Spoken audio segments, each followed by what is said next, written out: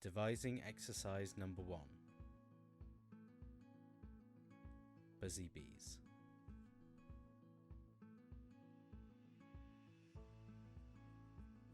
So the way that you play Buzzy Bees is that you ask a group of young people to start moving around the space. I like to give different groups a different emotion for the kind of bee they are as they're moving around the space. So you ask them to fly around the space, either saying buzzy bee, buzzy bee, buzzy bee, or making the sound of a bee, so buzz, buzz, buzz, buzz, buzz, buzz, buzz. So let's start this night with really exciting bees, please. And then you tell them that you're going to say a letter and that they're going to have 5 seconds to make a shape out of their bodies that begins with that letter. You make it very clear that they can't be the letter, so if you said the letter S or S, they can't just become a letter S, they have to be something beginning with an S. It can't be their name. So I am Sarah, my name begins with an S, I can't just be Sarah. And the letter is P. P.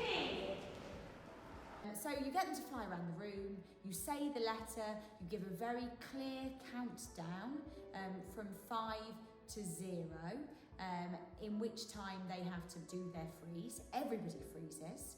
And if there is only one of you facilitating the activity, you might then use an imaginary microphone and go around and interview people and ask them what they are. Porcupine. A porcupine, lovely. Turquoise, obviously. There is an elimination version of the game where people are out if they are the same as someone else. It's quite important that when you're explaining the game, you ask people to be as imaginative as possible. Buzzy Bees is really important to our process because it asks participants to be really spontaneous, to think totally in the moment and get out of their heads. It's really important because of the camaraderie it develops in the group by being silly and having fun together, and also because we make quite theatre that in many ways draws on lots of kind of storytelling and physical storytelling. It's the very, very starting building blocks of that style of performance. Buzzy Bees is a really, really accessible game. It's really suitable for all age ranges. You can play it with primary school children all the way through to professional performers. You can absolutely play it with audio descriptions so that when people are sharing back what they're doing, if you're working with visually impaired participants, part of the game could be explaining how you have positioned your body, which is absolutely what we did when we were away on the residential with the Theatre as Inclusive Practice project. In terms of hard of hearing participants, the facilitator can be BSL interpreted, or a palantypist can also be used within the room.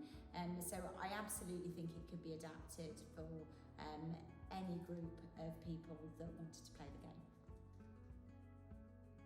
I think the main things that participants get out of playing Buzzy Bees is definitely a sense of fun, that sense of being part of a team, realising that they're in a really safe, inclusive space where they can be silly, and definitely reconnecting with the child within. It's an incredibly playful game, and I think once they've played it, people feel quite free, and people also become quite competitive in terms of thinking about how imaginative they can be.